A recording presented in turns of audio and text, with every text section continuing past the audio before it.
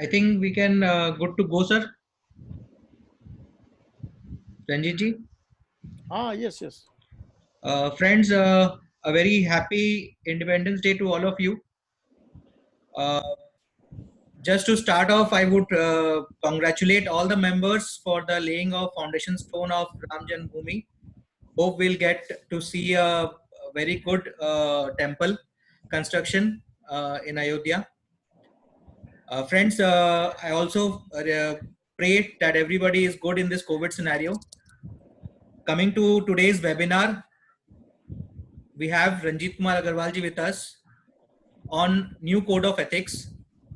To be very frank to all of us, I think when I cleared my CA final examination, I got a link with the membership number that this is the code of ethics which needs to be followed by the members. But I find myself going through this code of ethics completely. I think maybe 1 or 2 days I've studied some points. I don't think I've gone through all the code of ethics, and that must be the scenario with all the CAs. I think, I have understood that this code of ethics has gone through a change after a long period of time. There was no change in it. To be frank, I think this code of ethics needs to be followed by every professional members to upkeep the sovereignty as well as to be independent in our professional lifestyle. To throw light on this and request all the members to attend this seminar so that they can understand actually what they need to follow in the profession, because at times things are changing and we need to keep ourselves updated regarding all the ethics which need to follow with respect to ICAI. We have with us Sarosh Swaika ji. I would request to formally introduce Ranjit Kumar Agarwal ji. Over to you. Thank you, Naveen. Very welcome to all the participants, members who are present here. Our convener Naveen Khemka ji has given me a very tough part to play, introduce Ranjit ji. I think he do not require any introduction in our CA fraternity as on date. So, as a matter of protocol, I am highlighting some of his achievements. Ranjit ji is a practicing chartered accountant since last 20 years. He is a company secretary also, DISA qualified from ICAI. He is a partner in NRSM and Associates since last 20 years. He was elected to the chairmanship of EIRC in the financial year 13-14, and under his chairmanship, EIRC got the Best Regional Council Award. He was elected to the 23rd Central Council of the Institute of Chartered Accountants of India for the term 2016 to 2019 and re-elected for the term 2019 to 2021. Last year, being chairman of the Professional Development Committee of ICAI, he implemented bank branch audit software. He also conceptualized and implemented the concept of UDIN as chairman of PDC, a landmark reform of ICAI. Presently, convener of group constituted to implement UDIN concept in all SAARC countries, namely Sri Lanka, Pakistan, Nepal, Bhutan, Bangladesh, Afghanistan, and Maldives. As chairman of the Ethical Standard Board of ICAI in 2019, he revised the code of ethics after a gap of long period of 10 years. He is currently convener of UDIN Directorate. He is the chairman of Capital Market and Investor Protection Committee. He is also the chairman of Tax Audit Quality Review Board. He is also socially associated with Lions Club, Barabaja Library, JCI, Kolkata Police Traffic Warden, Friends of Tribal Societies, and many more. I now request Ranjit ji today to deliver and enrich us with the concept and detailed analysis for this new code of ethics. Welcome, Ranjit ji. Over to you. Thank you, Saroj ji, for the very nice words. Thank you. Very respected Naveen, this convener of the study circle, past convener I can see is Jawar ji, and all the members of this fraternity. including from Siliguri. I can also see some members are there. So first of all, a very happy 74th Independence Day. We are celebrating the independence of our country, where our forefathers laid their lives. So I wish you very happy Independence Day. Let me share my screen to start with the code of ethics. 1 hour we will discuss the nitty-gritty and intricacy of this code of ethics, and then we have the questions answered.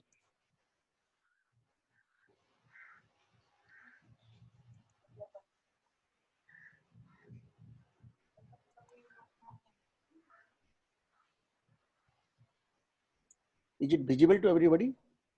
Yes, sir. Okay.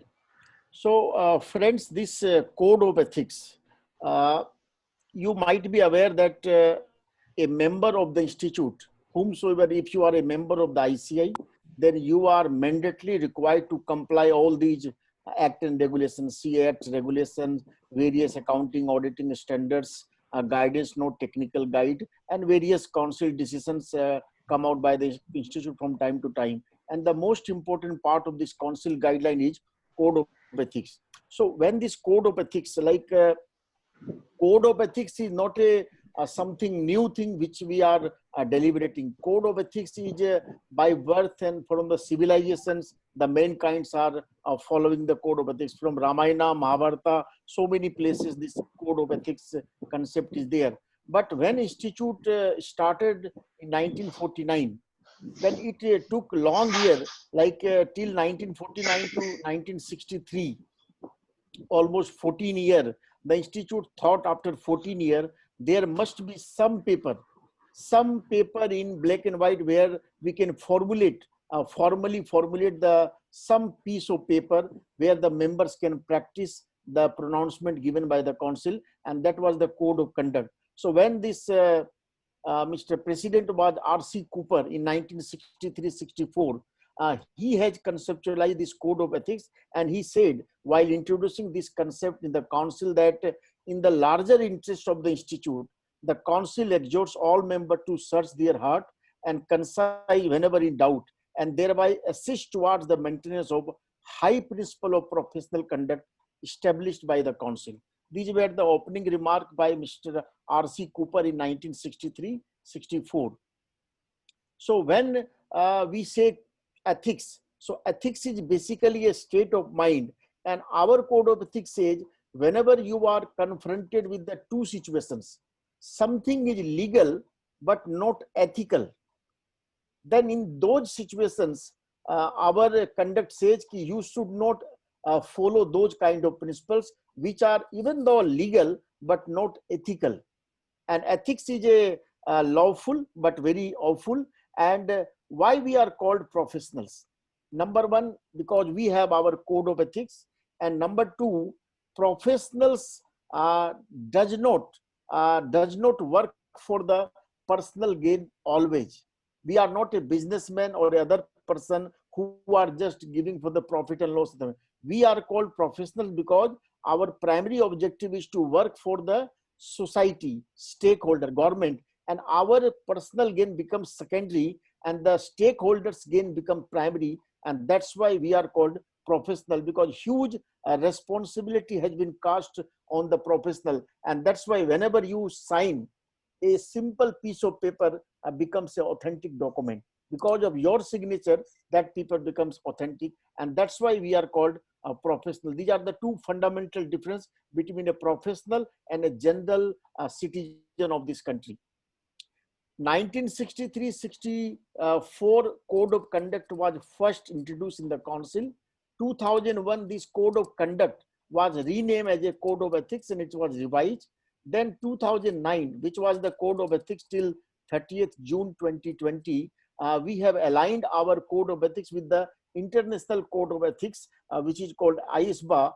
ISBA is just like an ethical standard body in India. Say ISBA in IFAC, that is a International Federation of Accountant, where India is also a founder member. After this 2009, when we have aligned our Code of Ethics with International Code of Ethics, that was 2005, their code, we have aligned in 2009. Now almost a gap of 13 years. Now their 2018 code, now we have aligned in 2019. So one way we have revised our code of ethics after a gap of 10 years.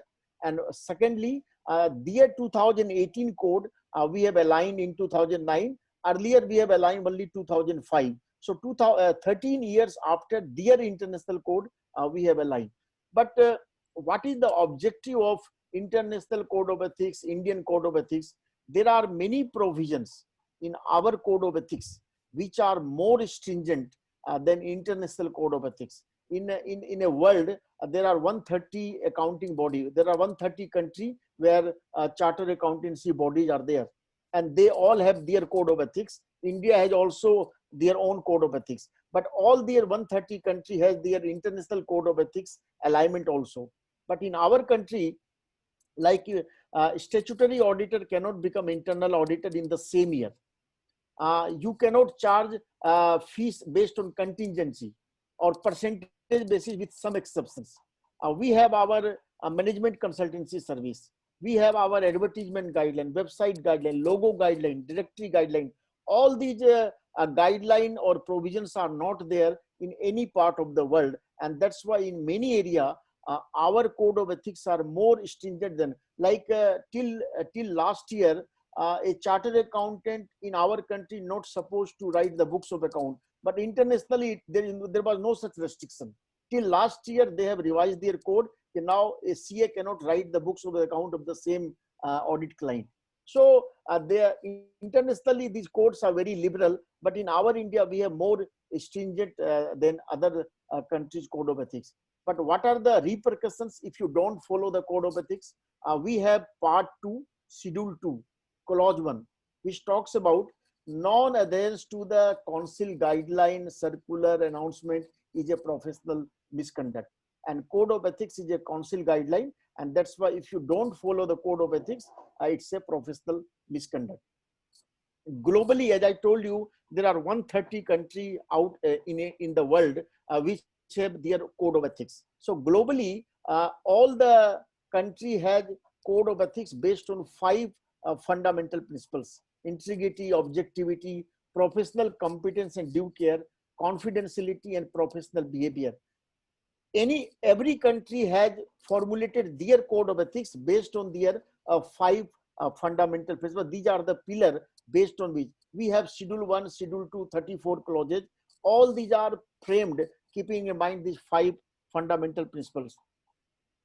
Institute of Chartered Accountants India has 2 schedules. We have read so many acts, income tax, GST, company law, but we have not gone through what is the Chartered Accountancy Act 1949. It's a small green color booklet where we have 2 schedules, schedule 1 and schedule 2. Now, what is this schedule 1? This schedule 1 has 19 clauses, and there is a section called 21A, which talks about board of discipline. It's a 3-member board, 2 are council member, 1 are government nominee. Now, this 3-member board decides what are the non-compliances done by our members which are affecting the fraternity insights.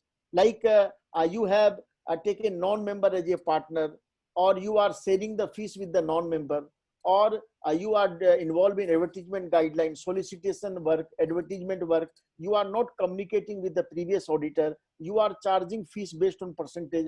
All these clauses, 19 clauses in schedule 1, talks about the conduct of the member which are affecting the fraternity inside. And this 3-member board, which is called board of discipline, based on their wisdom, they decide what are the repercussions of these non-compliances. So there are 3 measures. Either they can reprimand you, or your name can be removed from the register of member for maximum 3 months, or 1 lakh rupees penal provision. Either 1, 2, or 3, cumulative all. It all depends on the wisdom of this board of discipline. Now we have schedule 2. Now schedule 2 has 15 clauses. There is a section called 21B in our CA Act, which talks about the constitution of the disciplinary committee. This is the 5-member bench, larger than the schedule 1 bench. And this is the 3 are the council member, 2 are the government nominee. Now, what are the non-compliance or misconduct done by our member which are affecting outside the fraternity, like various stakeholders, government, regulators, they are affected by your misconduct, are covered in Schedule 2. What are those? Like you are grossly negligent while discharging your duty as a true and fair view. You have not disclosed the true facts and figure while signing a balance sheet. You have done a reporting in which is materially departure from the actual facts. You have provided some false information in the balance sheet audit report. So these are some of the examples which are covered in Schedule 2, and all these 15 clauses are governed by Schedule 2, and this disciplinary committee, 5-member bench, which are larger bench than Schedule 1, they have the mandate to repercussions, non-compliance of these 15 clauses. Either they can reprimand you, they can permanently remove your name from register of member. Twice in the past, in the history of ICI, 2 members' name were removed a lifetime from the register of member, and ₹5 lakh monetary penalty. Either 1, 2, or 3 cumulative, depending on the wisdom of this disciplinary. So these are the fundamental difference between Schedule 1 and 2. And these 34 clauses, 19 plus 15, the code of ethics is just the commentary of these 34 clauses. What you can do, what you cannot do, do's and don'ts. In addition to this commentary of these 34 clauses, we have various guidelines framed by the council. So this code of ethics booklet is a commentary of 34 clauses plus various pronouncement guideline issued by the council, is called code of ethics. In our code of ethics, we talk about 5 kinds of threat.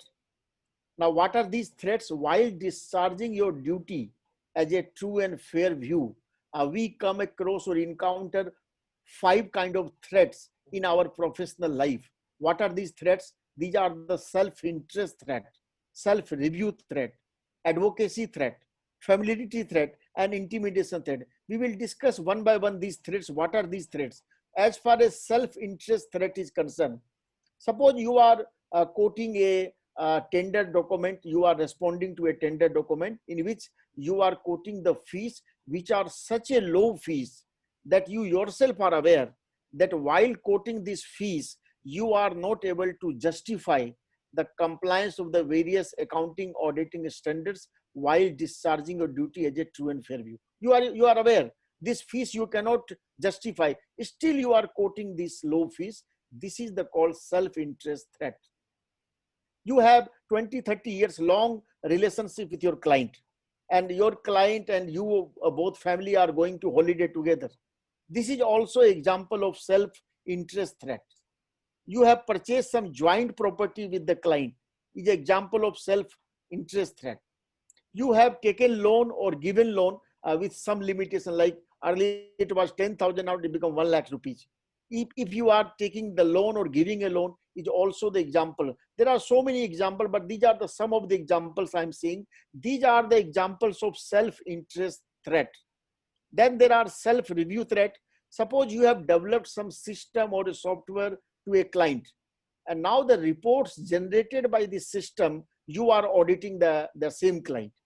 This is the example of the same. So you have developed some system, the reports are generated by the same system, and now you are auditing the same report which are developed by the system which you have developed in that client premises. So this is the example of self-review threat.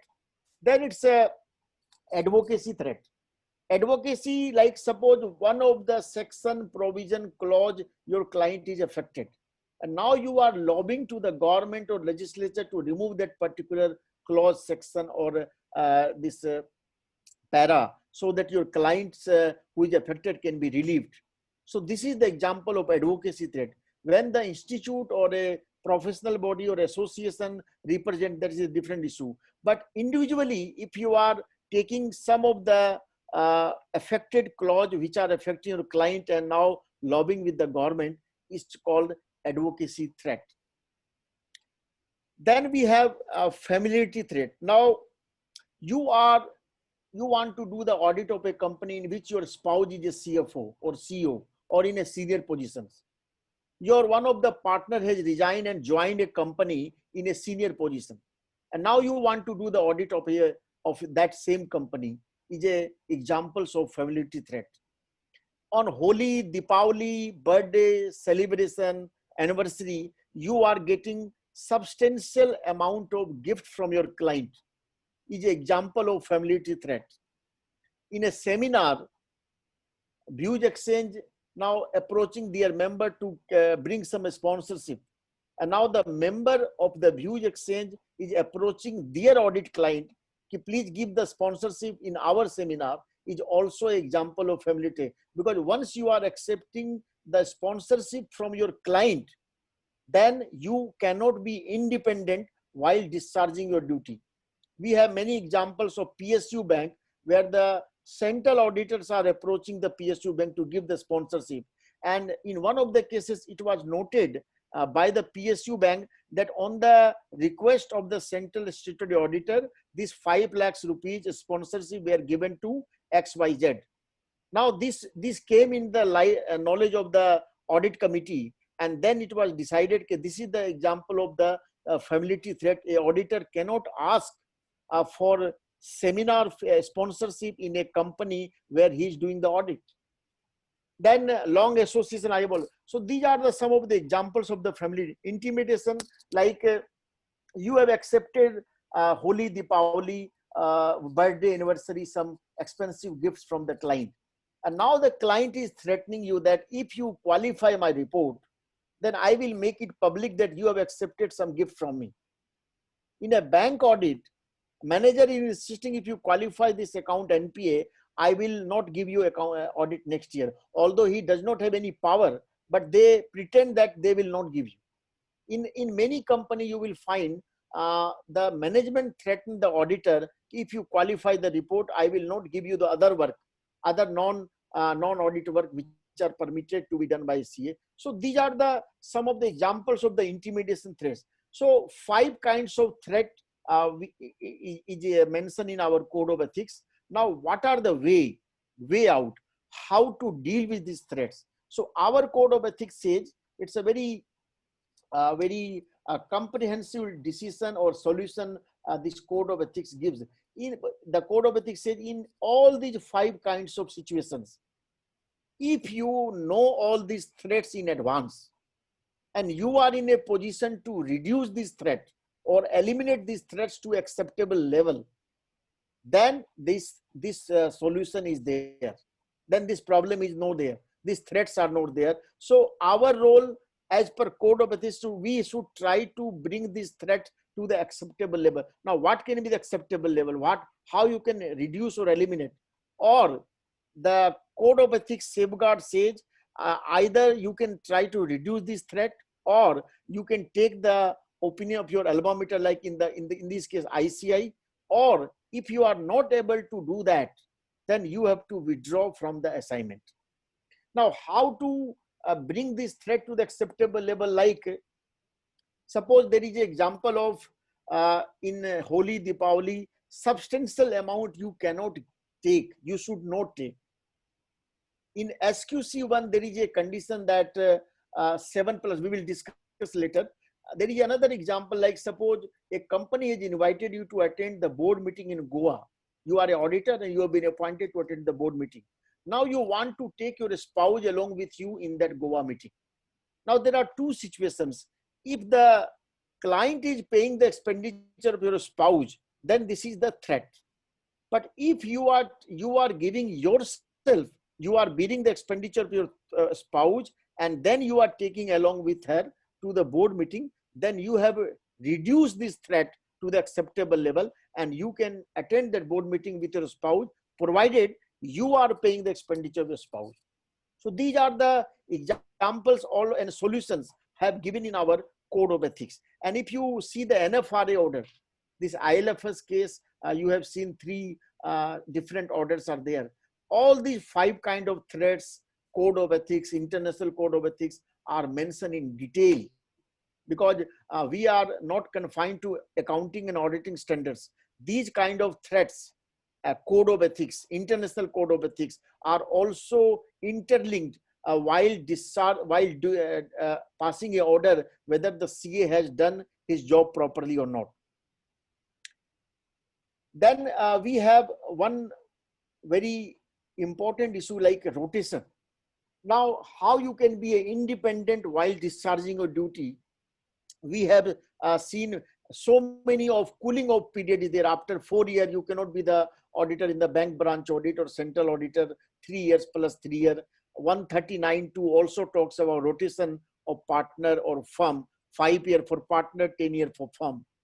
Then we have housing finance company audit. If you are an auditor of those companies, then Housing Finance Board has some provision that you cannot be the auditor of those companies after a gap of 4 years for next 2 years. We have SEBI guideline which talks about if you are an auditor of a stock broker and mutual fund, after 2 years you cannot do 1 year audit. Employee Provident Fund Scheme 1952 also have some cooling off period. And then SQC1, which I was talking about, this is the Standard of Quality Control 1. It is already implemented in 2009 by the ICI. Now, this SQC1 says, this basically SQC1 talks about how the conduct of the firm, how the firm should behave, and what are the do's and don'ts while discharging a duty as in the case of the firm. So the SQC1 says, if you are an auditor of a listed company, then after 7 years, doing the audit of that company, whether cumulatively or consecutively, after 7 years, next 2 years, you cannot be the auditor of that company.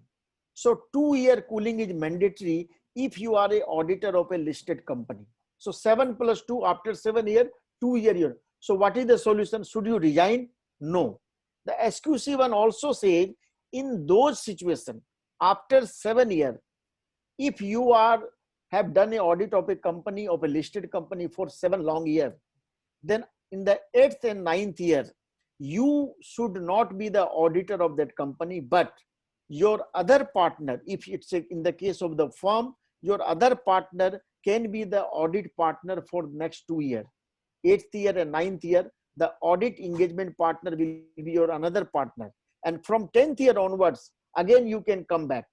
So SQC1 talks about how to mitigate the threats and how you can be independent after 7 years. So you will not be the auditor for 8th and 9th year. Another partner very well can be the auditor, and you can continue the audit of that company. As far as proprietorship and individual is concerned, if they are the auditor of a listed company, then the SEBI guideline says they have to get their firms peer reviewed by the ICI. If your firms is not peer review, then you cannot take the audit of a listed company. So these are the various rotational requirement which has been kept in the knowledge that how a chartered accountant can be independent while discharging your duty, where his conflicts are there, where threats are attracted, and how to reduce this threat and try to eliminate so that your reporting should not be compromised. We have a guidance note on independence of auditor also, which talks about if you have been appointed an auditor by a CNAG, RBI, or any government agency. If you are a statutory auditor, then next subsequent year, after demitting the office of the statutory auditor, next 1 year, you cannot do any kind of non-audit service of that company. This is the independence of auditor guidance note talks about. But vice versa, if you are doing non-audit function or internal audit of that company in the first year, then second year very well you can be the statutory auditor. So these are the some on the same line.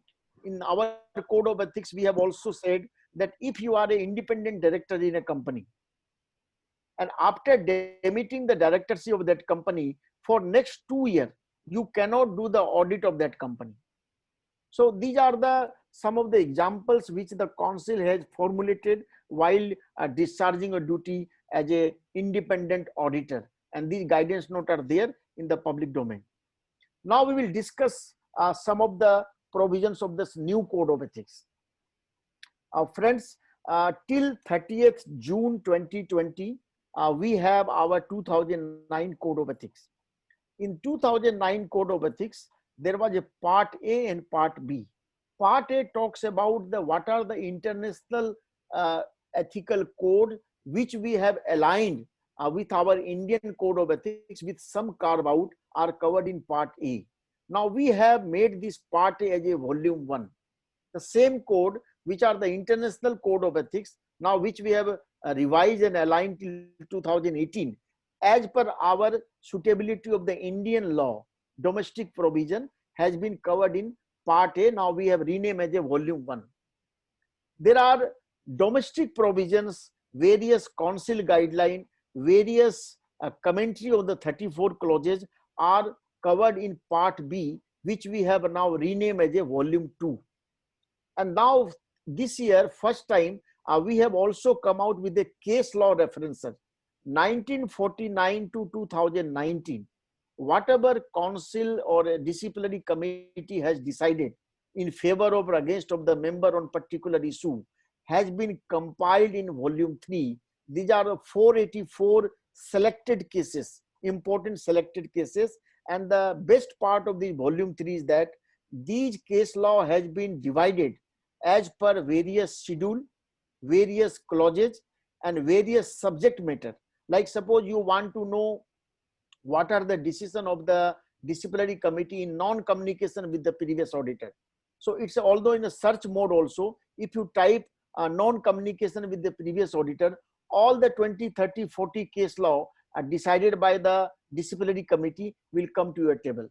So you can decide whenever you are confronted with the two opinion or confusion or so many issues. So you can decide you can know what are the council decision, what are the disciplinary committee decided in this para, like non-payment of stipend to the article is a professional misconduct, or a solicitation or a advertisement guideline violation is a professional misconduct, or you have not reported properly, or you are grossly negligent while discharging your duty. So if you want to know what are the council decision in these cases, so just you search this line and all the related case law will come to your table. So this volume 3 case law referencer will help the member.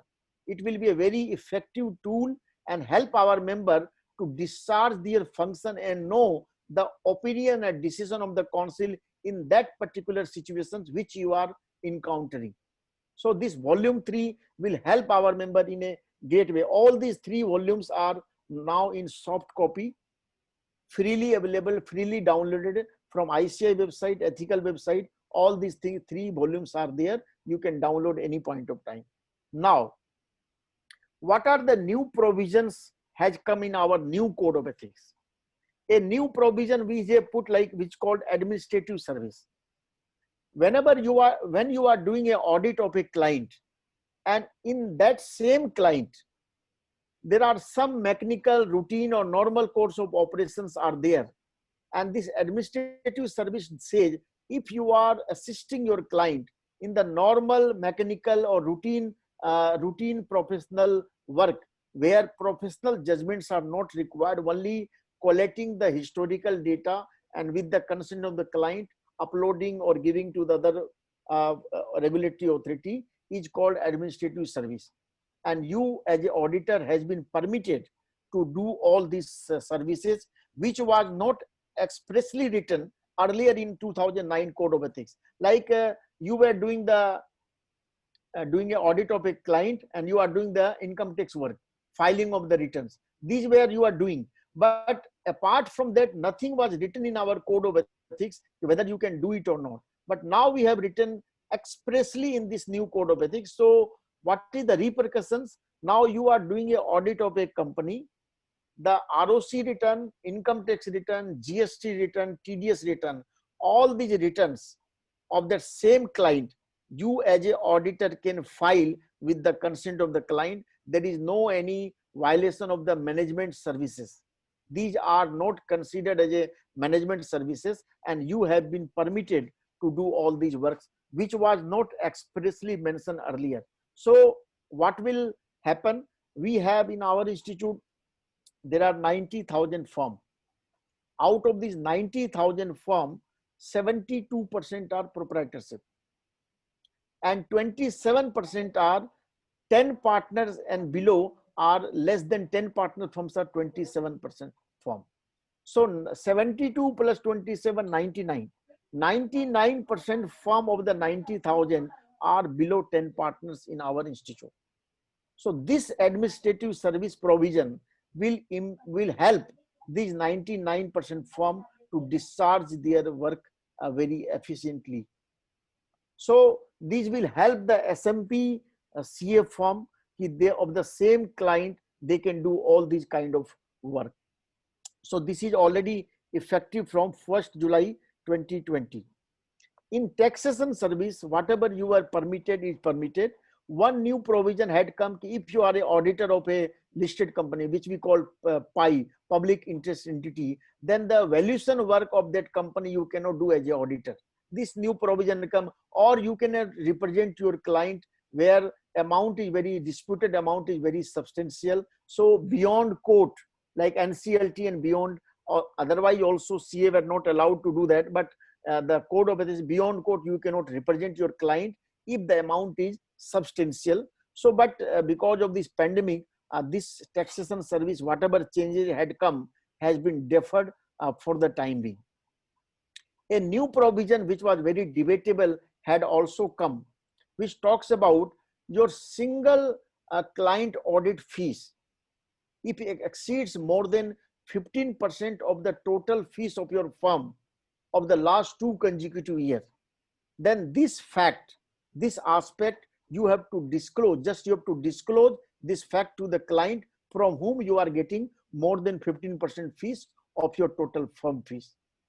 So this is just a disclosure requirement, so that you should be independent. Like one client should not have the 100% fees, or 2 clients. So just to address those issues, this provision had come.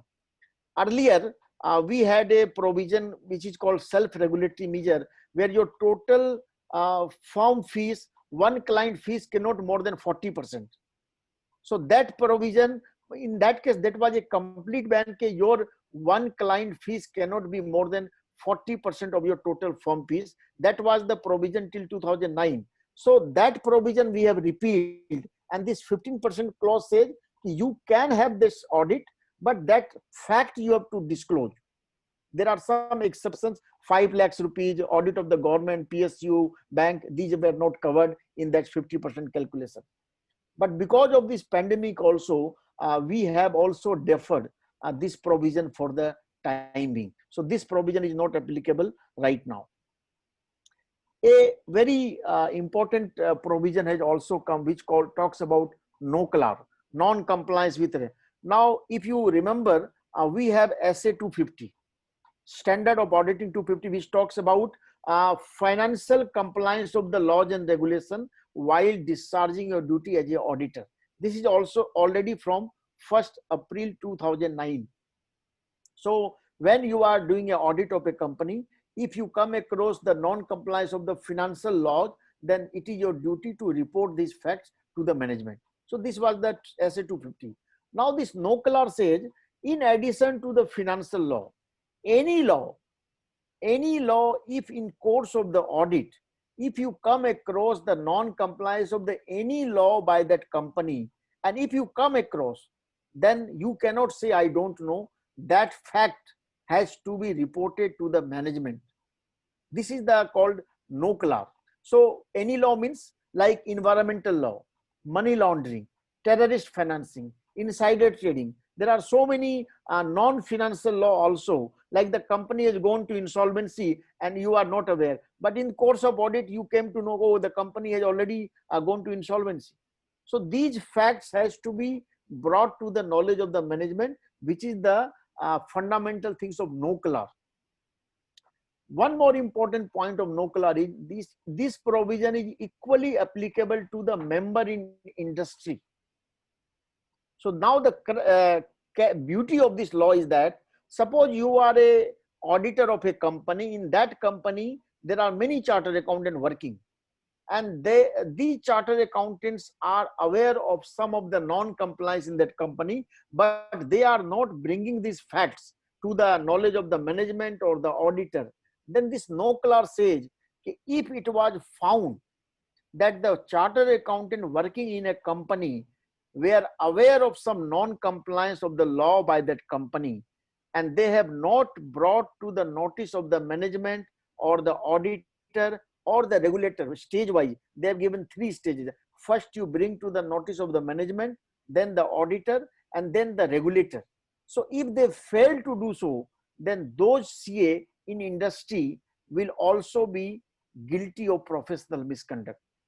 This single provision is going to affect the entire profession, because this is not subject confined to member in practice, member industry. And in India, member industry are more than member in practice. So now you are doing an audit of a company. It is the duty of the management to tell you all the facts and figure, and the chartered accountant working in that company are not bringing the facts to your knowledge, then you may miss to report something, you will be guilty. That CA in industry will be equally guilty if they are not bringing these facts to your knowledge. So this NOCLAR single provision will impact the entire profession, what we can perceive. Initially, this provision was applicable to only listed company, audit of the listed company, which is called public interest entity initially. But because of this pandemic also, for the time being, this provision has been deferred. But this has a huge, this single provision has a huge consequences as far as audit profession is concerned. The kind of fraud, corruption, and so many things are happening in this country. This single provision will have a huge, huge contribution to plug the loopholes. Then a new provision has already come in our new code of ethics, which is called documentation. January 2017, Institute has already come out with a KYC, know your client.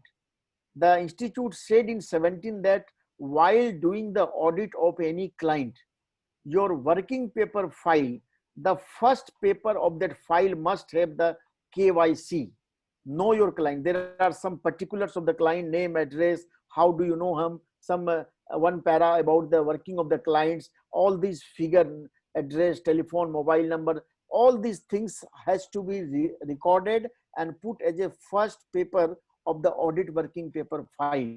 That was the pronouncement given in 2017. Because today you are the auditor, 10 years down the line you may not be the auditor, and after 10 years the client has become big and he has done some fraud. Then it will come to you how you have done the 10-year audit of that client. How do you know him? So if you have that KYC paper, then you will be able to tell the regulatory authority, I have done the 10-year audit of this client. These are the facts. These are the how do you know him? What are his facts? Everything you will be able to tell him. But if you don't have the KYC, you cannot say, I don't know now. So this is the one aspect. Second aspect of this documentation of this code of ethics says, in 2009 code, we don't have much about documentation. But in this new code of ethics, and I think this is a very important development as far as our profession is concerned, they said when you have audited a client, then there are some parameter which has to be recorded and put in the audit working paper file as a proper documentation of that client. Meaning thereby the facts of that client, in which industry, what is the fact, what are the brief particulars of that client in which the client is dealing, the facts, what are the various accounting auditing standards applicable to that entity. In course of audit, what communication you have made with the client to resolve some of the issue which you have come across, how these issues were resolved, and how the chartered accountant as an auditor try to address those issues in consultation with the client. All these facts and figure has to be mandatorily now put in the audit documentation file. This is the pronouncement given by our new code of ethics from 1st July 2020. Normally what happens in our SMP firm, a big firm or a large firm do, if they do 20% audit, 80% they do documentation. In our case, we do 80% audit, 20% documentation. On trial balance, we finalize the accounts. and put the prepare the audit report, everything. So now this documentation para says ki every audit file must have these facts and figures. So this is a very important development as far as organization or this comprehensively documentation of the audit client is concerned. This documentation is very, very important. Now another new provision has come in the case of resignation of auditor. The clause 8 part 1 schedule 1 talks about communication with the previous auditor. Now this new para in that clause says, if you have resigned from a company and the new auditor has come to that company, and now the new auditor has returned to the previous auditor, please, in addition to the NOC, if the new auditor writes to the previous auditor, please let me know what are the non-compliance in that company which are known to you. And this new para says, if the previous auditor is aware of those non-compliance and the new auditor has returned to him, then it is the duty of that previous auditor to provide these information to the new auditor diligently. So if the previous auditor is aware of some non-compliance and the new auditor writes to him to tell me, then the duty cast on the previous auditor to provide those information to the new auditor. He simply cannot say, because of preoccupation I have resigned. In the case of listed company, after 3-quarter audit, in the fourth quarter you want to resign, SEBI has already banned. The 4th quarter you cannot resign, you have to do the 4th quarter and that year audit as a auditor of that company. So many resignations are happening in this country. This simple one para will impact all the resignations happening in this country. And since the clause says the new auditor has to write to the previous auditor, only then the previous auditor will tell him. So after this clause, in addition to NOC, everybody will start writing to the previous auditor, please let me know what are the non-compliance you are aware. And if the previous auditor is aware, he has to provide this information. One more important aspect is this communication with the previous auditor.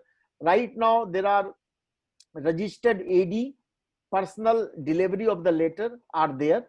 We have also added email, registered or official email ID. If the request for the NOC has been given on the registered or official email ID of the previous auditor, and the previous auditor respond to that email, then the communication has been done. The compliance of the communication with the previous auditor will be considered has been done. So this is the new which has already been affected from 1st of May. So now you can also have communication with the previous auditor through email. UDIN, how to communicate with the previous auditor, we are also exploring the possibility that how new auditor can communicate with the previous auditor through UDIN portal itself. That guidelines are in the process. Once the guideline will be framed, then it will be effective. Right now it is not there, but it is in the process to framing of the new guideline. Now very important aspects of this new code of ethics is that 2009, when we have formulated our last revision in 2009 code of ethics, that point of time, social media was not so active. People were not so engrossed or involved in the social media. But now everybody is in the social media, and the social media now you cannot ignore. So new advertisement guideline we have changed, and the social media, internet has also been included in our advertisement guideline, meaning thereby we have website guideline. So whatever you can write in the website can equally be write in the social media, in Facebook, Twitter, Instagram, or whatever other social media.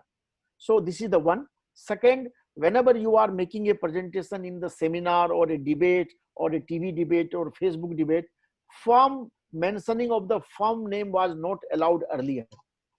This year now we have said, in addition to your name, firm name are also been permitted to be deliberated in the social media, TV debate, Facebook debate, whatever you want. This year we have also permitted that you can also have your YouTube channel. Now there are two conditions. YouTube channel has to be in the individual name, not in the firm name.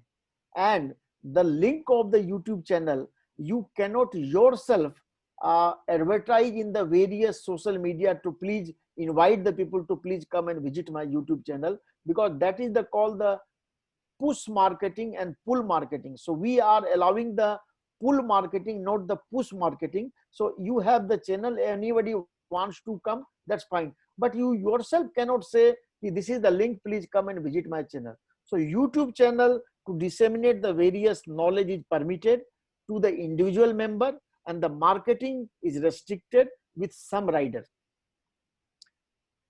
In our social media aggregator, like you cannot list your firm name. We have the directory guideline which talks about some conditions are there. The directory can be physical or some digital directory. This directory should be open to all for particular location of the city or a particular city. The name has to be in alphabetical order. No prominence can be given to one firm by paying something. In the search engine, prominence cannot be given by paying extra amount. All these guidelines are there, but you can have your directory name printed in the digital or physical directory with some condition. But there are some social media aggregators like Urban Clap. Now Urban Clap has plumber, sweeper, carpenter, all are listed there. There also chartered accountant section is there. So when this issue came to the council decided in these kind of social media aggregator where plumber, sweeper, gardener, all these are listed, chartered accountant cannot list their services there. So with some restrictions of social media aggregator, these directory guidelines are enforced. In your visiting card right now, it is permitted that you can have your name, firm name, whatever diploma you have got from ICI, like DISA or international taxation are permitted. But the certificate course you are getting from the ICI are not allowed to be written in your visiting card. But if you are a practicing CA and also a insolvency professional or a registered valuer, then this insolvency professional and registered valuer has been allowed to be written in your visiting card. So this is the new decision has been taken by the council. The IP and the RV can be permitted to be mentioned by the member in practice. If you want to sponsor any event as a CSR event, you can do that, but you cannot do in your firm name. You can do your individual name, and you can say CAXYZ, but you cannot use the CA logo, the tick mark or emblem. Both are not permitted, but your CAXYZ can be permitted in that CSR event. Two more important points would like to tell you. Tender guideline, 7th April 2016, Institute has come out with a tender guideline which talks about those kind of services which are statutorily permitted for the only CA as per statute, like companies audit, tax audit. These are only for CA. CA can do that. So in those kind of tender, if the minimum fees is not there, then you cannot respond to those tender. This is the tender guideline of 2016. But there are other services which can be performed by other professionals also in addition to CA, like internal audit, forensic audit, stock audit. There only CA cannot do, every CA can do, but others can also do. So in those kind of services in the tender document, even if minimum fees is not there, you can respond. So tender guideline is not applicable to those kind of tender. Tender guideline applicable to only those kind of tender where as per statute only CA can perform those functions. But we have seen in the recently that the government or various department of the government are flouting this law, and they are putting rupees 1 or 500, 100 as a minimum fees, because they are saying you have written only minimum fees. So my minimum fees is ₹1. So now from 1st July, we have amended this tender guideline and we have added one more line that the minimum fees should commensurate with the size, value, volume and manpower requirement of that work. So when a tenderee are putting a tender fees, minimum fees, then they have to consider the scope of the work. What is the size of the work? What are the manpower requirement? What is the volume of the work? All these things they have to consider, and only then they can put the minimum fees in the tender guideline. Networking guideline is in the process, and very soon a new tender guide, networking guideline are coming. We have multidisciplinary partnership. In 2006, regulation 53 and B of the CA regulation has been amended, incorporated in our CA regulation, and we have allowed a chartered accountant in practice can have the partnership with 6 kind of professional: cost accountant, company secretary, advocate, this architect, engineer. So these 6 kind of professionals a CA in practice can have the partnership. It is already enabling provision in 2006, but because of the other professionals are not amending their guideline, things are not coming and things are not getting notified. But till today also you can have the partnership with the CS provided their guideline permit in this regard. So we already have the enabling provision, others are not having. That's why things are not. But we feel because of this complex environment we are having, such a audit has become such a complex affair. So many attestation services, other services are required. Multidisciplinary is the need of the hour, and it has to become as soon as possible. Last point is other misconduct. It talks about you as a professional accountant should not only behave professionally in your professional matter, but also in your individual personal and social life you are expected to be behave professionally. So if you are not behaving professionally in your social and personal life, then also it is a case of professional misconduct as per section 22. Examples is that you have forged the will of one of your relatives. So in that case, it's a personal incident. But our code of ethics or section 22 says in that situation also you are guilty of professional misconduct. So when institute has given you a degree, you are a professional, it is expected that you have to be professional in every walk of your life, whether it's a social life, personal life or professional life. You are not following the Ministry of Home Affairs guideline of the lockdown, or you are not behaving professionally in social media, are some of the examples where you can be charged with the violation of this code of ethics, and it's a case of other misconduct as per section 22 of the CA Act. So these are the some of the highlights of our code of ethics, which was already there, and which has been some has been proposed, and some has already come in the book but has been deferred for the time being. But in my opinion, friends, the way things are moving in our country, the way highest level of integrity are expecting from the professional by the government, and the way the government has become such professional, we cannot we cannot have the we cannot afford to ignore these code of ethics. Various 5 kind of threat which we have discussed. We don't know these threats, or we don't practice those threats. This is the reason, if you see the 3 order of the NFRA, all these things, they have not only mentioned the not compliance of the auditing accounting standard, they have also mentioned that the auditor was guilty of misconduct while doing all these kinds of threats. He has not followed the ICI code of ethics, international code of ethics, this relationship, and this all these kind of so many things were mentioned in the order. If you read one order out of 3 order, you will come to know how effective these order, because when we read all these things, when the problem comes, otherwise we are doing, but when we are trapped, then we go through, and then we have to remember these kind of threats, these kind of code of ethics. So this code of ethics is the commentary of the 34 clauses in addition to various guidelines, and then you go through all these 3 volumes.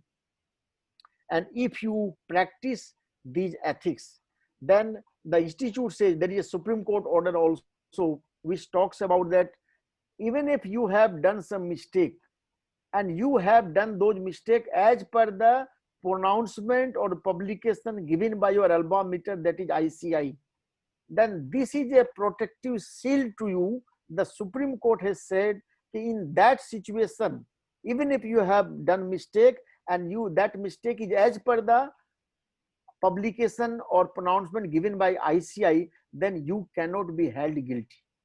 So these code of ethics or various pronouncement are you acting as a shield to your practice. So you can always say, I have followed my alma mater publication, and based on that I have discharged my duty.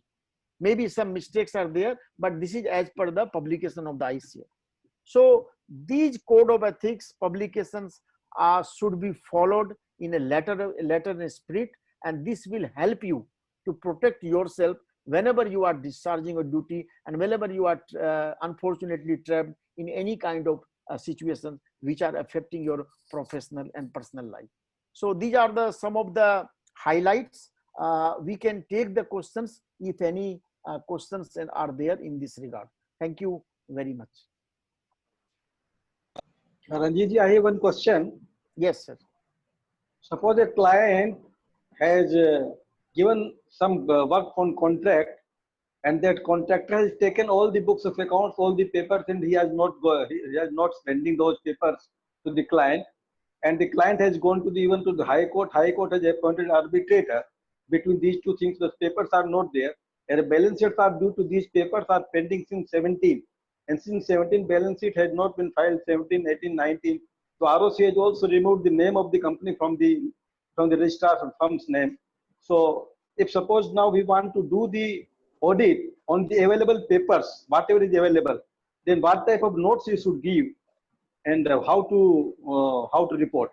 That is the, sir, professional judgment. It depends on the case to case. There cannot be a clear answer in this case, because what paper you will get, what you will not get, this is the completely professional judgment of the chartered accountant while discharging his or her duty. So when you are discharging this duty, when you are making the audit report, what you should report, what you should not report, it is completely your personal judgment. But you should keep in mind the various kind of threat, various kind of provisions of our, because this is the case of Schedule 2. Schedule 2 is more grave in nature than Schedule 1, because Schedule 2 non-compliance relate to outside world. So material departure, you are grossly negligent, you have not reported correctly, all these examples are Schedule 2. So you must keep in mind what you should report, and this is a completely case to case basis. Your professional judgment will be applicable. Okay. Right.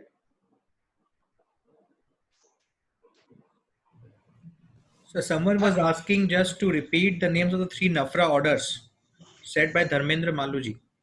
NAFRA, it's you go to the nfra.gov.in. In this orders are there. They have passed 3 orders, wherein one CA they have penalized 25 lakh rupees and 7-year debarred from the audit. One 5 lakhs rupees and 5 year, and another one more case. So you can go to NFRA site. All these 3 orders are posted there. Anybody can see. हाय रंजीत जी, मैं VK Goyal. हाँ sir, बोलिए। नमस्कार। मैंने 3 question post किया है return में, आप बोले तो वहां देखेंगे या मैं मुंह से बोलूं? आप बोलिए ना, जब आप बोली आ ही गए तो फिर क्या देखना है? सर अभी आपने बोला कि सेबी में वो रेस्ट्रिक्शन है कि वो ऑडिटर स्टॉक ब्रोकर का 2 साल से ज्यादा ऑडिट नहीं कर ना सकता ना, है। 2 साल का मैंने एक एग्जांपल दिया. You have to go to the regulation. There are some cooling off period is there. नहीं, but suppose there is a conflict between the provisions of SEBI, MCA and ICAI code of conduct. Which one will prevail? No. ICI code of ethics does not have any conflict with the SEBI. ICI code of ethics says if the SEBI has some provision of the cooling of period, then you have to follow those provisions. That's it. We don't have our rotation of auditor as far as ICI is concerned. We don't have any special provision for that. But we have to follow that. You have. We are saying the code of ethics says you have to follow the SEBI order. Acha, now another person has is a CA as well as a MBA, and he got employed in the industry on the strength of MBA. Okay. और अभी आपने बोला कि कुछ industry में employed CA को भी वो कानून लागू होगा. अब उसका क्या होगा? अगर वो सीए मेंबर है, हाँ, एमबीए के हिसाब से उसने ज्वाइन किया और सीए मेंबर है हमारा, हाँ. और नोकलार के प्रोविजन में वो फिट होता है, तो नोकलार अभी तो हमने डेफर कर दिया because right now it is not applicable, it has been deferred. But whenever NOCLAR will be effective, then this provision will equally applicable to CA in industry if they are our member. Because we are saying to the various industry, don't hire any CA if they are not our member. Because if you hire our CA and not our member, you will not be able to take disciplinary proceeding and complain to ICI, because if you are not member, you cannot complain to us. So ensure they are our member. Sir, one small query. Is this new 2019 code applicable retrospectively or prospectively? नहीं, वो तो date आ गई ना, 1 जुलाई से लगा है ना sir. हाँ, तो उसके पहले का, इसमें जो कवर नहीं है इसके पहले का, उसका माने अप्लाई नहीं करेगा. उसके लिए वो 2009 का कोड है. हाँ, वो ठीक 30 जून तक वहां तक ही है. ठीक है sir, thank you. Sir one question sir, Ranjit ji. हाँ, yes sir, very good afternoon sir. अच्छा सर, ये बता रहा था एक इतना कोटेड कंपनी का ऑडिट करते हैं सर, 7 साल तक कर सकते हैं क्या पार्टनरशिप फर्म? पार्टनरशिप फर्म 7 साल तक करेगी और 8वें साल में वो सेम पार्टनर साइन नहीं करेगा. ये SQC1 में गाइडलाइन हमारा, ये आज का नया नहीं है, 2009 से है. अच्छा सर. प्रॉब्लम क्या है, हमारे मेंबर उसको देखते नहीं है. करेक्ट. जब प्रॉब्लम आती है तब वो फिर बोलते हैं ये गलती हो गई, तो मैंने दूसरा पार्टनर साइन कर देगा. बट सर दूसरा पार्टनर साइन कर सकता है. But subject to sir peer review certificate, that is also not renewed. अभी इसको कोविड पीरियड के कारण से रिन्यू नहीं हो रही है.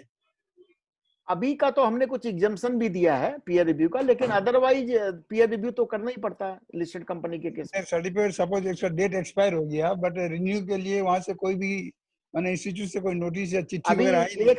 एक साल कोविड में इंस्टीट्यूट ने एक्सटेंड किया है. अच्छा, yes sir. 1 year they have extended. Correct. Okay sir, thank you sir. Thank you.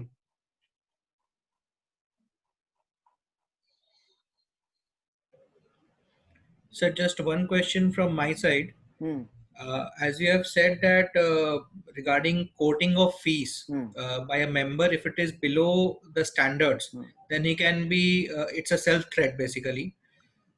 So ICI has given a guidelines of minimum fees, prescribed fees is there. But we know that across industry, those fees are never being charged. The fees are always on a lower side. Those ICI, the recommended fees ICI is given, these are the recommendatory. These are not the mandatory fees. What we are saying is there is a mandatory clause has to be there in any tender where you are doing a statutory audit tender of any entity. So if in that tender, the tenderee has to mention any minimum fees. Minimum fees has to be there by the tenderee. If they don't mention, then you as a CA cannot respond to that tender. So we are prohibiting our member not to respond to those tender where minimum fees is not there by the tenderee. I got your point, but the only question was, suppose there is a minimum fees prescribed by the the person who is giving the tender, but if the member is responding with the fees which is lower than the prescribed guidelines of ICI, that will not hold good here. You can't have lower than the recommended fees given by ICI, because that is not the mandatory. That is just a suggestion given by the ICI. It is not necessary that you have to follow. So it won't be taken as a benchmark, Yeah, right, benchmark. for. We are saying you try to follow those kind of recommended fees. But we have a tender monitoring group in ICI. If you are not following the tender guideline and you are recommending lower fees or responding to the tender where minimum fees is not there, then the institute is asking you to provide us the cost sheet on the basis of which you have responded to that tender. And accordingly, the disciplinary proceedings are initiated if the tender monitoring group are not satisfied with your explanation. Okay, sir.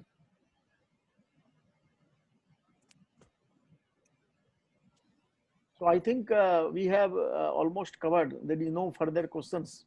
One question is there in the chat box, sir. Krishna Chandra Pathak has asked where CA can be added before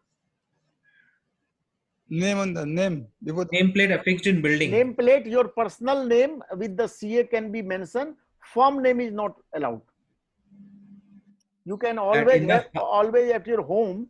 You can always write CA so and so, not a firm name if it is not a your registered office. Okay. And he can also mention the CA house, the name of the house, the CA house. CA house. No. It is not.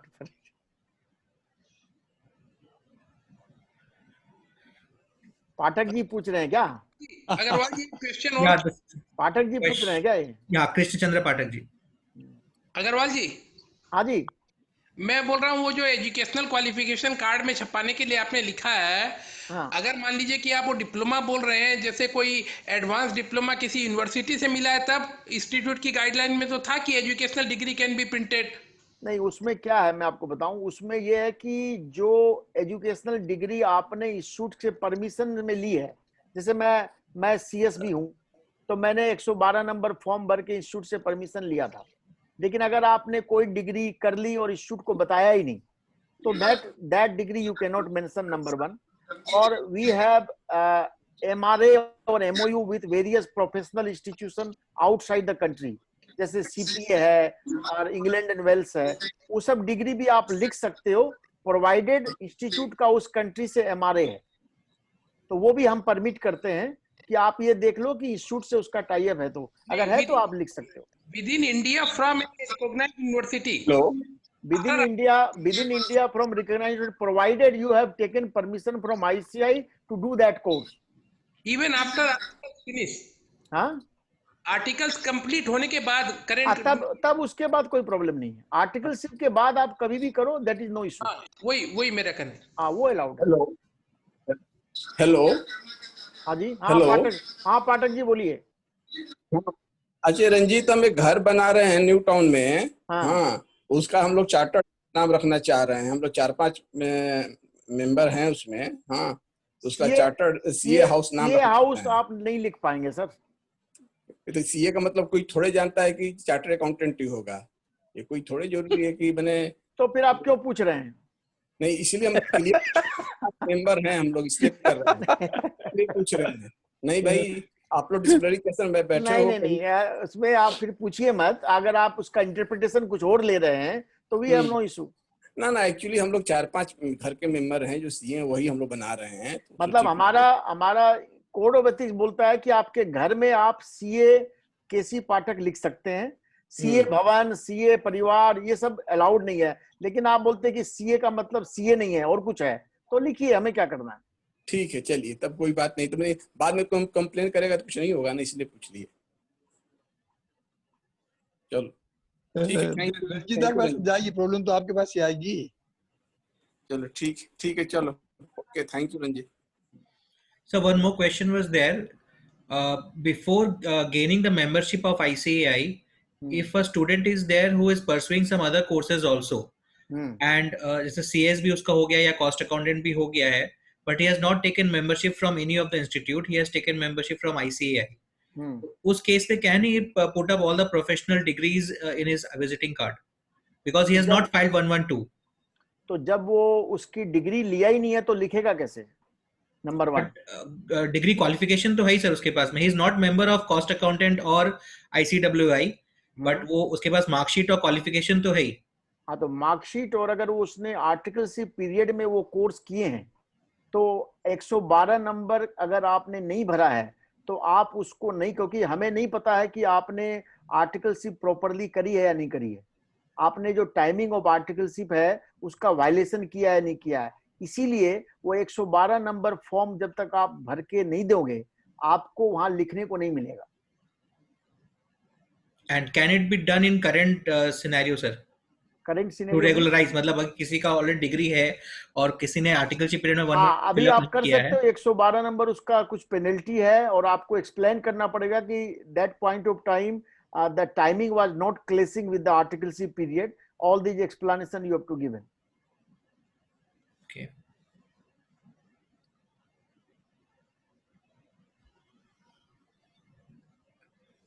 Any more questions from the audience? They can unmute themselves and ask.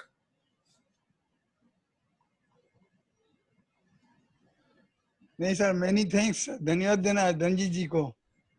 Sir, regarding this website development जो अपने अभी देख रहे हैं in current scenario, a lot of questions are coming up with respect to कि advertisement जो हम लोग website बनाते हैं उसको हम लोग कहाँ popularize कर सकते हैं, हमारे all the letterheads वगैरह में हम डाल सकते हैं कि नहीं डाल सकते हैं.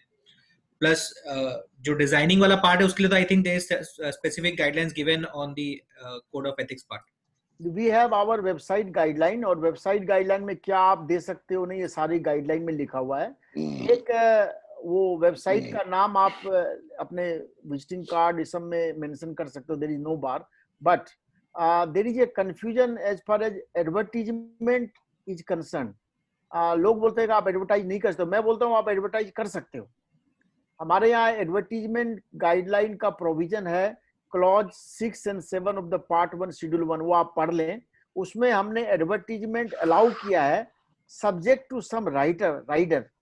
We have said that you can advertise in a write up, and what are the content of the write up we have also given.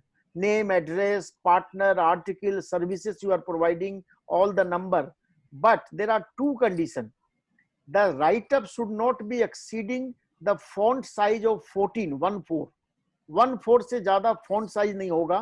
और your MRN, membership number personal है तो MRN, firm है तो FRN has to be mentioned there. And if you follow these two conditions, आप print media, electronic media में भी advertise कर सकते हैं. लेकिन अभी हमारा कुछ मिथ है कि आप advertisement is permitted with some restriction. So आप इस क्लॉज को पढ़ लें, एडवर्टीजमेंट गाइडलाइन को पढ़ लें, इसमें सारा लिखा हुआ है. एंड प्रैक्टिकली अगर अपने बात करें, lot of calls comes from जैसे अपने ई सारथी बोल दिए या समथिंग जो online dictionary maintain, Justdial हो गया, तो वहां पर भी there are free posting as well as paid posting. So if a member goes for a paid posting, so that if any search comes up, that is not permitted because preferential treatment is not allowed. आपको additional charge देके prominence मिल रहा हो ये नहीं होगा. अगर वो that service is applicable to everybody, available to everybody for particular city, town, locality, the name has to be in alphabetical order, no additional search facilities there. These are the restriction. Otherwise you can have all the name published there with some rider, जो rider मैंने आपको बताया. So basically free listing is allowed. If we go for a paid listing, then definitely there is some benefit you are receiving. So that is not allowed. That is not allowed. And so one more query was there. Suppose the CA is also involved in some other activity other than a CA, not directly, but through his family members. Can he have a combined website for promoting his services? No. He cannot have. Not allowed. Not allowed. Hello. Yes, Vidya Khanna ji, please go on. Sir, I have a query. Okay. Yes, please. Sir, can we write our name and services without our firm name and write it over a board and fix it outside our house? Services within your premises is allowed. Whatever services you are offering in your firm, like taxation or as a CA, whatever, as a CA, that is permitted, but that has to be inside the premises. Outside visible should not be there. Like suppose in a office premises, you are having in front of your office, but that is the closed premises. Nobody can see from the roadside. So that restriction is there, but that is permitted. मतलब हम services और नाम लिख सकते हैं ना board पे, and वो हम अपने घर के बाहर ही लगा दें या कहीं हम जहाँ रहते हैं वहां लगा दें? आप लगा दें, लेकिन उसके रिस्ट्रिक्शंस हैं कि it has to be within the close premises. It cannot be visible to a person walking in the road.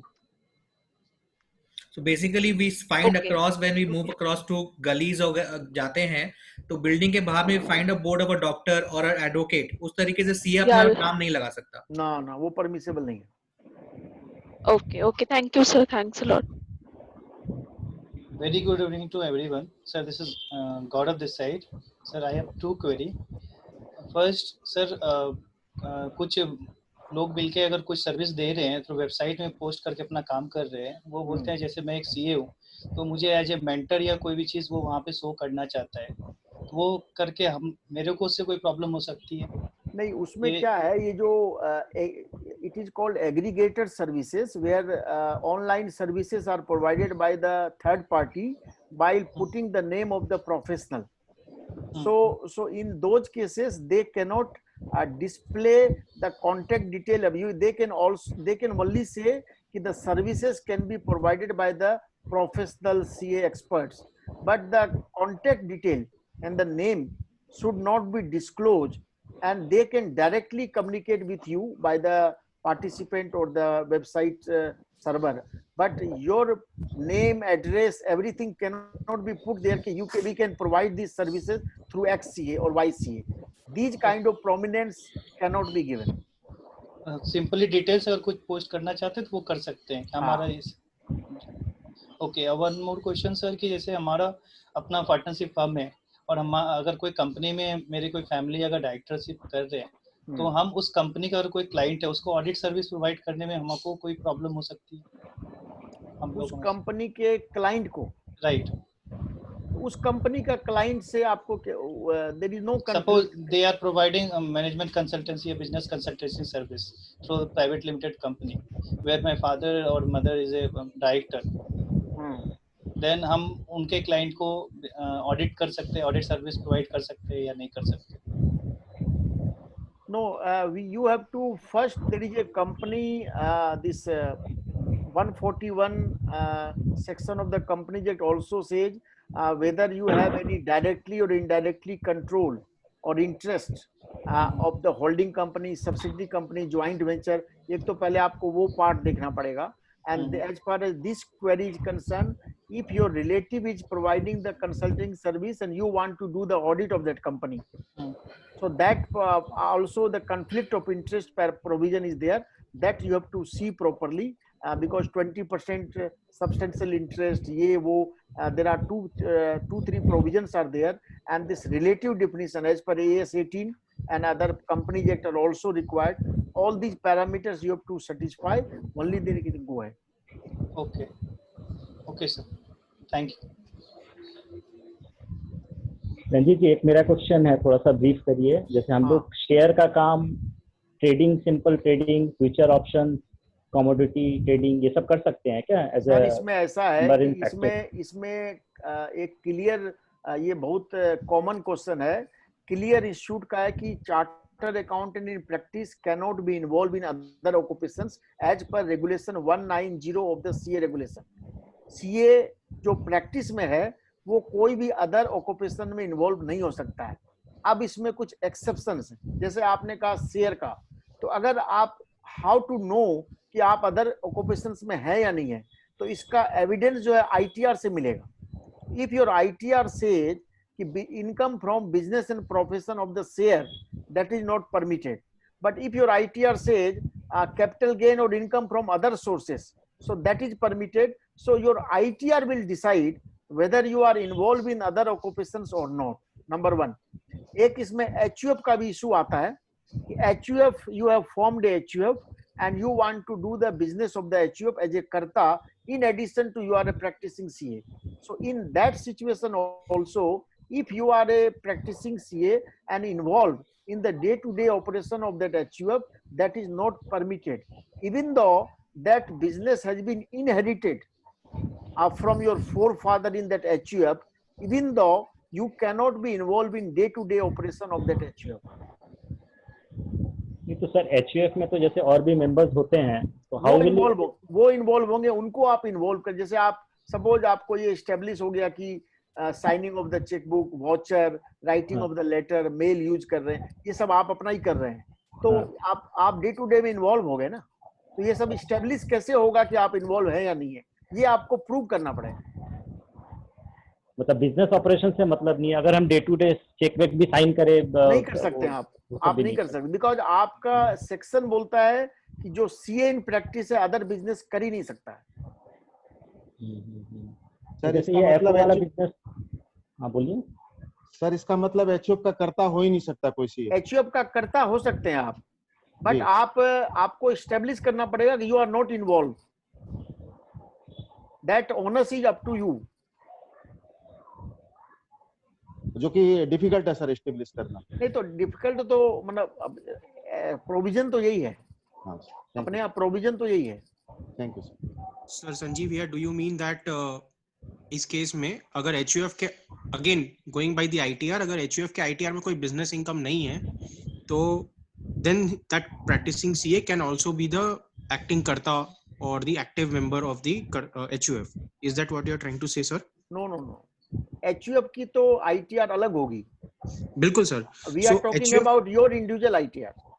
Yes sir, so I'm just asking again from HUF perspective that if I am a chartered accountant in practice and मेरा एक HUF भी है जिसका मैं करता हूँ, but that HUF doesn't have any other income other than interest income, तब उसके अंदर में उस केस में you are saying कि that HUF is not doing any business, that is number one, so वो नहीं लगेगा। लेकिन अगर उसमें आप डे टू डे में इन्वॉल्व हैं कि नहीं है, that precaution you have to take care. Okay, thank you. So one more question was coming to my mind, that this following of this code of ethics is mandatory. We have got that, but who is going to take action? Is it suo moto the ICA will be taking action, or is it against any complaint? It depends. Like in many cases, normally it happens on the complaint, but there are many cases we on the basis of the information, like in ILFS case. We have gone by the newspaper news item, we have came to know, and we have suo moto started the disciplinary proceeding. So it depends. We have both the powers, on complaint or suo moto, both can be done. So in general speaking, if a CA is not involved with any fraud or something like that, then I don't think this small petty matters will be mattering much, like the karta of any HUF or having on the case to case basis. Depends on what are the case. Sir, Sanjeev Agarwal here once again. एक request है sir, as HUF का बात उठी है, there are a lot of confusion around HUF accounting, their ATC benefits. Why don't we arrange, मतलब आपका sir session मैं इधर में काफी सुन रहा हूँ, and one of your sessions that I've heard today was amazing actually, not in front of you, just the way you have briefly explained everything to the point, it was very nice sir. It would be really great if you can arrange another session on HUF taxation. There are a lot of confusion in my minds, and I think when I've talked to my friends in practice, they have also faced similar challenges. So that would be great sir, if you can arrange something. We can take anytime, we can take later, no issue. Thank you sir. We'll take up in due course. So I think there is no further questions, so we can wrap up. Friends, if there is a question, they can speak up, otherwise we'll be closing the session. Sir, can you provide your contact details, means your mail ID? And you can write down 98301. I can write in the chat also.